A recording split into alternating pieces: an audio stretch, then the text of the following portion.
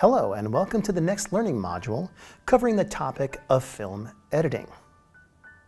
Now, film editing is defined as the art and craft of cutting and assembling a finished film.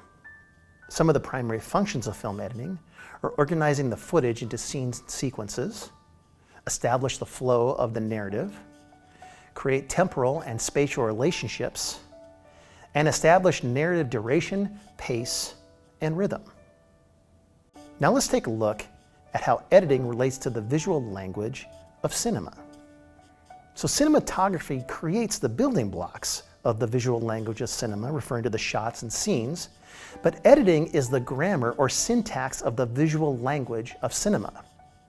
Editing creates meaning through the ways in which the shots and scenes are edited. It's important to note that editing the same footage in a different way can result in a completely different meaning. Let's now take a look at a brief history of the editing in film. Now, in the early days of film, there was no editing. It was usually one long static take. These were the films like what the Lumiere brothers and Edison put together. All they did was they let the camera run until the film ran out, and that's how they captured those early films. One of the first major advancements in film editing took place when Edwin S. Porter, in a film called Life of an American Fireman, used the idea of cross-cutting. Now, this is when he cut between two different scenes taking place at different locations, and it made the appearance of these two scenes occurring simultaneously, even though they were filmed at completely different places and different times. Now, this was a major advancement in the world of film editing and led the way for future films to use this same cross-cutting style. Then continuity editing became common studio practice, again focusing primarily on the narrative. It led to the studio style in film. It's important to mention that many women worked as film editors in the silent era in Hollywood, when most of the positions were occupied by men. Soviet filmmakers like Sergei Eisenstein and Lev Kuleshov experimented with creative possibilities in film editing to produce very interesting and new ideas in film. Let's now take a look at a very important historical moment in film editing that took place in the Soviet Union. It's known as the Kuleshov effect. So the Kuleshov effect uses montage editing, which means editing two unrelated shots together to create a new meaning. Now, Kuleshov's experiment involved using the same footage of an actor staring blankly at the camera and intercut it with different shots, such as a bowl of soup, a child in a coffin, and an attractive woman on a couch. Now, test audiences said that the actor's performance was different depending on what shot followed in the editing. Now, this showed that audiences could be manipulated emotionally and intellectually through creative editing.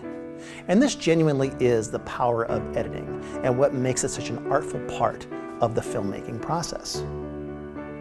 Now, one of the most important aspects of film editing is how it controls the length of a film or duration of the film.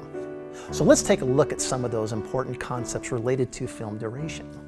Screen time is defined as the actual duration of a scene. Plot time refers to the implied duration of events within a story. Now, ellipsis is an abridgment of time in the narrative implied by the editing. Now, this idea is best embodied by a quote from Alfred Hitchcock, who said that film is life with the boring parts cut out. Let's now take a look at some of the editing techniques used in ellipsis or in condensing time. One of the most common is referred to as a montage. And a montage is when you condense time and space through a series of shots and music. It's also known as editing for contraction. An example of this is in the film Rocky, where there are various sports training montages that speak to the state of the character preparing for the big fight against Apollo Creed. Let's now take a look at pacing in film. And this is achieved through the editing through what is known as the average shot length, or ASL. Now, the average shot length has changed throughout film history. In the classical Hollywood era, From 1927 to the 1960s, the average shot length was 8 to 11 seconds. In the post-classical era, from the 1970s to the present, the average shot length reduced to 3 seconds. Now, in some modern films, that's even shorter. But again, it tells us how important the average shot length is in creating the pace and the overall tone of a scene. Relating to the pacing of the editing in a film, or the average shot length, the book talks about slow cinema. Now, slow cinema is a minimalistic and observational filmmaking style characterized by long takes, minimal editing, and a deliberate pace, often focusing on the mood and atmosphere rather than the plot. One of the most commonly used editing techniques in slow cinema is known as the sequence shot.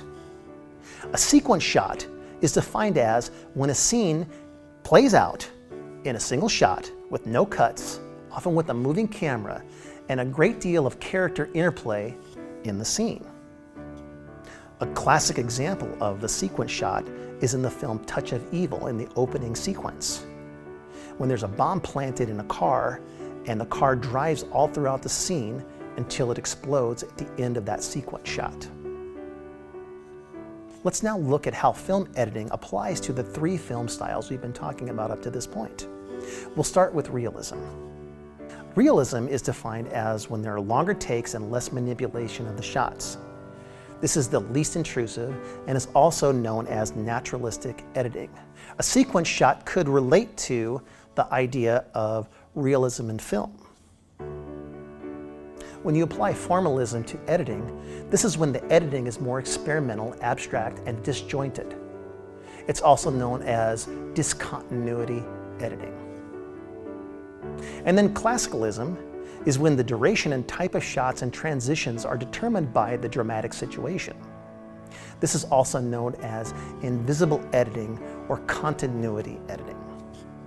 Now let's take a look at continuity editing. Continuity editing is defined as editing between 2 or more lines of action using matching cuts. It's also known as parallel editing. I provided you with an example of continuity editing from Star Wars Episode I, The Phantom Menace. In this scene, you can see there are 2 lines of action taking place simultaneously that cut back and forth to each other, and many of the cuts between those shots are seamless or invisible. Let's now take a look at some of the techniques used in continuity editing, and these are known as match cuts. Now, there are a wide range of match cuts that are used in film, and we'll take a look at some of those right now. Now, a match cut is when different shots are joined together with specific matching elements. Different types of match cuts are graphic or visual match cuts, matching action cuts, or eyeline match cuts. Let's take a look at a graphic match cut. Now, a graphic visual match cut is defined as when characters or objects that look the same from one shot to another are edited together. A great example of this is in the film 2001: A Space Odyssey, when the prehistoric creature throws the bone in the air and it comes back down as a spaceship. Now, this spans millions of years of human evolution, and it's indicated by that transition from the bone to the spaceship. Let's take a look at a matching action cut. Now, a matching action cut occurs when the same action is continued in one shot to the next shot, creating an invisible edit. It's also known as match on action. I provided you with an example of matching action in this scene from the film Major League. Now, notice the cut from the wide to the close-up shot when he gets tagged out. It's the same action but from a different angle, producing an invisible edit. And finally, there's an eyeline match cut. So an eyeline match cut occurs when a character looks off screen, and in the next shot we see what they are looking at. An example of this is in the film Shame, when Michael Fassbender's character is on a train looking at something off screen, and then in the following shot we see what he's looking at. This concludes the editing tutorial video. It's now time for you to move on to the short film clip viewing assignment.